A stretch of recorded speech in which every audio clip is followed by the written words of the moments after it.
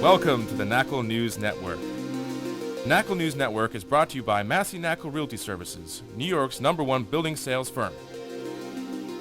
Hi, I'm John Hageman, Sales Team Manager for Massey Knakal. Welcome to the Knakal News Network. I'm here with Bob Knakal, Chairman of Massey Knakal. Today we're here to talk about the upcoming political races in New York. Bob, you recently wrote an article where you talked about the similarities between New York City and Detroit's economy. Can you tell us a little bit about that? As you know, the bankruptcy of Detroit is the largest Chapter 9 municipal bankruptcy in the history of the United States. And a lot of folks believe that the plight of Detroit is based upon the fact that the auto industry was hit so impactfully during the Great Recession. But actually it's a lot deeper than that. Most of the problems that created Detroit's bankruptcy stem from years and years and decades of promises made by politicians to municipal sector employees relative to their pensions and their health care, that were promises that were made that couldn't possibly have been kept. You know, over the course of history, there have been great civilizations and great cities that have existed, but there's always been something that has brought them down. But there are some scary similarities between the way New York is operating fiscally and Detroit. What are some of those similarities?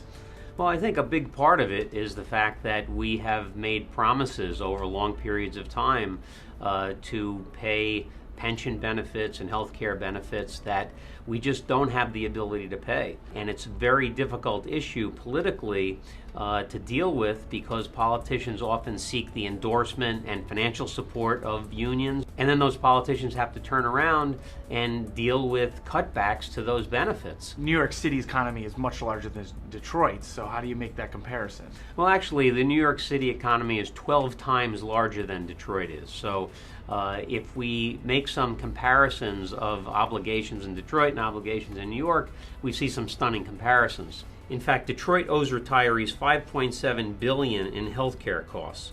New York owes $88.2 billion, which is $20 billion more than Detroit after adjusting for that size difference. Detroit owes $3.5 billion in unfunded pension obligations. New York has about $70 billion, which is $28 billion more after accounting for size. And while our bondholder debt is not as bad relative to Detroit's, we still owe $77.3 billion to bondholders. Detroit's economy has its hands tied in that 1/3 of its revenue goes for pension and debt payments. And in New York, it is also 1/3. This idea that we can just keep promising to make payments without a source of revenue to meet those obligations just is irresponsible. What does this mean now for our current mayoral race in New York? Most of the politicians who are running for mayor that look like they are in the lead have all aggressively sought union endorsement and union support. It doesn't appear that any of them will curtail these massive obligations that we have, and so that's very problematic. Politicians have to come up with revenue to meet those obligations. Where are they going to get it?